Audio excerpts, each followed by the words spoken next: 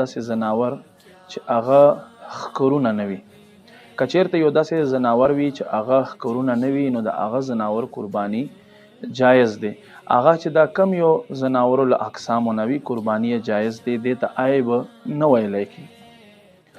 البته که چېرته یو داسې زناور وي چې ښکری و خو یو ښکری مات شوی وي، نو هغې علمای کرامو تصریح داسې فرمایلې ده چې که چېرته هغه ښکر له زیلو نه مات شوی وي، له بنیاد نه مات شوی وي، خو بیا په دې زناور باندې قرباني کول جایز نه دي.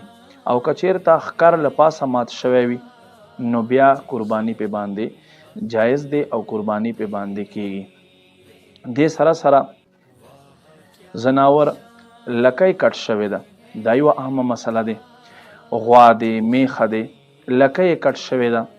اوس په لکۍ کې چې کوم اعتبار دی هغه داسې دی چې دا لکۍ چې دی 3 حصې به شي.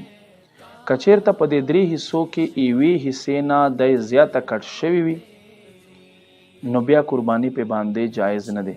او که 2 حصې سلامته وي یا 2 حصو نه زیات سلامته وي او لږ شانتې کټ شوي وي، بیا په داسې زناور باندې قرباني کول صحیح دي. دا د زناور د ښکر او د لکۍ متعلق مسایل شو.